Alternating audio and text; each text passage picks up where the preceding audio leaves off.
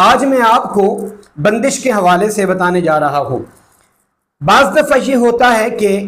کاروباری حوالے سے بندش ہو جاتی ہے، اور بعض دفعہ یہ ہوتا ہے کہ کسی کو کوئی چیز اچھی لگتی ہے تو وہ اس پر بندش کروا دیتا ہے۔ مثلاً جیسا کہ اگر کسی کو کوئی سواری اچھی لگتی ہے، کوئی گاڑی اچھی لگتی ہے، اگر کسی نے لی ہوئی ہوتی ہے تو وہ اس سے بار بار مانگتا رہتا ہے، وہ اس کو دے نہیں رہا ہوتا تو وہ اس پر جو ہے وہ بندش کروا دیتا ہے، جس کی وجہ سے اس میں خرابیاں ہونا شروع ہو جاتی ہیں۔ اور اسی طرح کسی کا کاروبار اچھا چل رہا ہوتا ہے اور وہ کہہ رہا ہوتا ہے کہ مجھے بھی کاروبار کے اندر جو ہے وہ شامل کر لیں اور میرا جو ہے وہ اس میں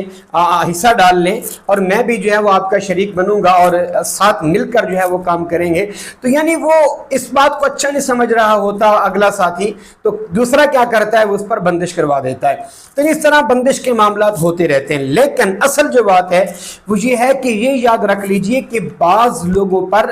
بندش کا اس حد تک بھی اثر ہو جاتا ہے کہ انسان طاقتور ہونے کے باوجود، قوت والا ہونے کے باوجود، صحت بھی صحیح ہونے کے باوجود، لیکن وہ اپنی زوجہ سے مباشرت نہیں کر پاتا، اور جب اپنی زوجہ کے قریب جاتا ہے تو وہ مباشرت کرنے کے قابل نہیں رہتا۔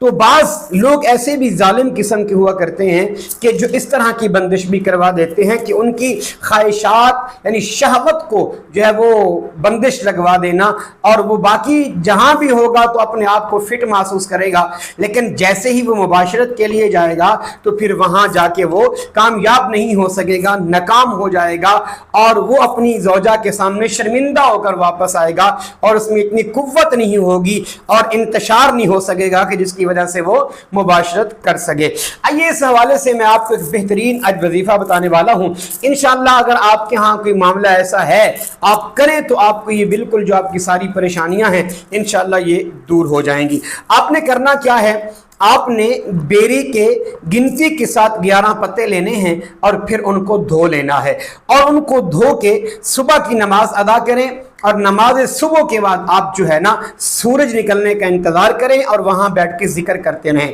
جیسے سورج نکل جائے، سورج کے نکلنے کے 20 منٹ بعد، یعنی جیسے سورج طلوع ہو جائے تو اس کے 20 منٹ بعد آپ نے وہ 11 پتے بیری کے آپ کے سامنے ہونے چاہیے، اور ایک پانی کی بوتل بھی آپ اپنے پاس رکھ لیں۔ ہر پتے پر آپ نے ایک مرتبہ سورت مزمل پڑھ کے پتے پہ بھی پھونک مارنی ہے اور پانی پہ بھی پھونک مارنی ہے۔ اسی طرح آپ 11 مرتبہ سورت مزمل پڑھیں گے، اور ہر بار آپ پتے پہ بھی پھونک ماریں گے اور پانی پہ بھی پھونک ماریں گے، اور پھر اس کے بعد وہی پانی آپ 41 دن تک استعمال کریں۔